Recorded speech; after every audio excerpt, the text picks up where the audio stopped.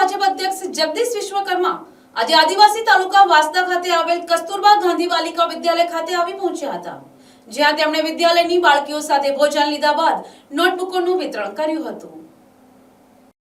નવસારી જિલ્લાનો વાસદા તાલુકો જે આદિવાસી તાલુકા તરીકે જાણીતો છે, એ વાસદા તાલુકાના જામલિયા ગામ ખાતે આવેલ કસ્તુરબા ગાંધી બાલિકા વિદ્યાલય ખાતે ગુજરાત ભાજપના પ્રદેશ અધ્યક્ષ જગદીશ વિશ્વકર્મા આવી પહોંચ્યા હતા, જ્યાં તેમનો જિલ્લા ભાજપ પ્રમુખ સહિત ભાજપના હોદ્દેદારો અને કાર્યકરો દ્વારા ભવ્ય સ્વાગત કરવામાં આવ્યું હતું। કસ્તુરબા ગાંધી બાલિકા વિદ્યાલય ખાતે તેમણે વિદ્યાલયમાં રહીને જ અભ્યાસ કરતી બાળકીઓ સાથે આદિવાસી ભોજન લીધું હતું, જે બાદ વિદ્યાલયની બાળકીને નોટબુકોનું વિતરણ પણ તેમના હસ્તે કરવામાં આવ્યું હતું। તેમની સાથે મહામંત્રી પ્રશાંત કોરટ તેમજ કેબિનેટ મંત્રી નરેશ પટેલ પણ ઉપસ્થિત રહ્યા હતા। અંતે બાળકીઓ સાથે તેમણે ફોટાઓ પણ કરાવ્યા હતા, જેને લઈ કસ્તુરબા ગાંધી વિદ્યાલયની બાળકીઓમાં આનંદ છવાઈ જવા પામ્યો હતો। નમસ્કાર। આજે વાસદા તાલુકાના જામલિયા ખાતે 300 જેટલી વિદ્યાર્થીનીઓ નિવાસ સાથે ભણે છે એવી કસ્તુરબા ગાંધી બાલિકા વિદ્યાલય,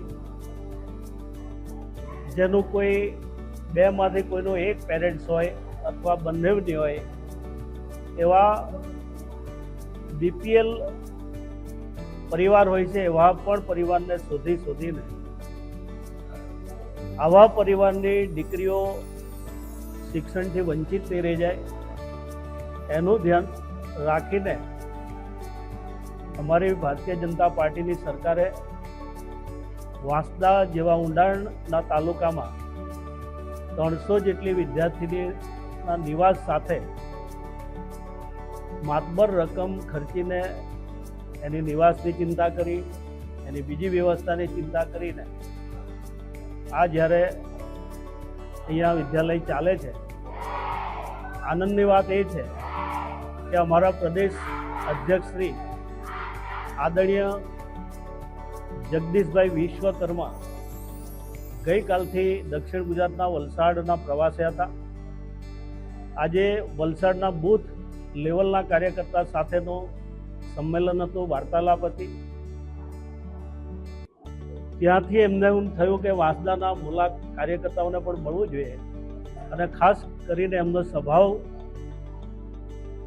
એ પ્રકારનો છે કે જ્યારથી પ્રદેશ અધ્યક્ષ બન્યા છે તે પહેલાં પણ મંત્રી હતા, એ હર હંમેશ માટે આવી કોઈ આશ્રમ શાળા હોય, ગ્રાન્ટેડ હોસ્ટેલ હોય, કોઈ વિદ્યાલય હોય એવી જગ્યા પસંદ કરીને અચાનક જાય છે, ત્યાં બાળકો સાથે ભોજન લે છે, સંસ્થાના લોકો સાથે પણ મુલાકાત લે છે અને ખૂબ પ્રોત્સાહિત કરવાના એમના પ્રયત્ન હોય છે, બાળકોને પણ ખૂબ પ્રોત્સાહિત કરે છે।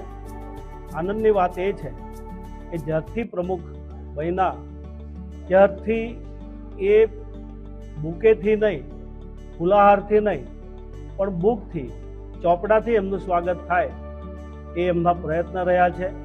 આજે જ એમની વાતમાં એમણે કહ્યું કે અત્યાર સુધીમાં 11 લાખથી પણ વધારે બુકો આવી છે, એ બુકો ગુજરાતની અંદર જે આવો ગરીબ વિસ્તાર હોય એવા વિસ્તારો પસંદ કરીને વિદ્યાર્થીઓને એ બુકો આપવામાં આવે છે, પ્રોત્સાહિત કરવામાં આવે છે। એ પ્રકારના ખૂબ સારા વિચારો સાથે અમારા પ્રદેશ અધ્યક્ષ ભારતીય જનતા પાર્ટીનો વિસ્તાર વધે એ તો પ્રયત્ન કરે જ છે, પણ ગુજરાતની પ્રજા પણ ભારતીય જનતા પાર્ટીની સરકારમાં સુખાકારી તરફ, ગરીબમાં ગરીબ શિક્ષણથી વંચિત નહીં રહી જાય, એને ખૂબ સારું શિક્ષણ મળે એ પણ સતત ચિંતા કરતા આવ્યા છે। આજે અહીંયાથી ડાંગના પ્રવાસે ગયા છે અને સાંજે ફરી પાછા રિટર્નમાં આ જ વાંસદા તાલુકાની અંદર લોકોનું આસ્થાનું સ્થળ, દક્ષિણ ગુજરાત નહીં પણ સમગ્ર ગુજરાત અને મહારાષ્ટ્રના લોકોનું આસ્થાનું સ્થળ મા ઉનાઈ માતાજીના મંદિરે સાંજે રિટર્નમાં આવવાના છે, ત્યાં આરતીનો લાભ પણ લેવાના છે અને ત્યાં ભોજન લઈ આગળના જિલ્લામાં રવાના થશે। એ પ્રકારનો આજનો એમનો કાર્યક્રમ હતો। અમને પણ અમારા અધ્યક્ષ શ્રી ભુરાભાઈ, અમારા પ્રભારી શંકરભાઈ, આ બધા લોકોને સાથે રહેવાનો અવસર મળ્યો। આજે 1,20,00,000 રૂપિયાની પ્રાથમિક શાળા આ જ તાલુકાની અંદર સતીમાળની અંદર એના નવનિર્મિત મકાનનું લોકાર્પણ કરવામાં આવ્યું, ત્યાં પણ જવાનું થયું. પરિવાર આ બાળકો 300 જેટલી દીકરીઓ જે અભ્યાસ કરે છે એને શુભકામના પાઠવું છું. અને આપના માધ્યમ દ્વારા જે રીતે વાંસદાની અંદર ભારતીય જનતા પાર્ટીની સરકારે કાળજી રાખી છે એના સર્વાંગી વિકાસ થાય, વ્યક્તિ વિકાસ થાય, પણ દરેક લોકોનો વિકાસ થાય એ દિશામાં પણ કામ કર્યું છે. ત્યારે હું આજે જ્યારે અચાનક જગદીશભાઈનો અહીંયા પ્રવાસ થવાના કારણે આનંદની વાત છે. હું જગદીશભાઈનો આ વિસ્તારના આગેવાન તરીકે અને સરકારના મંત્રી તરીકે હું આભાર માનું છું. ધન્યવાદ. Bureau report NTC news Navsari.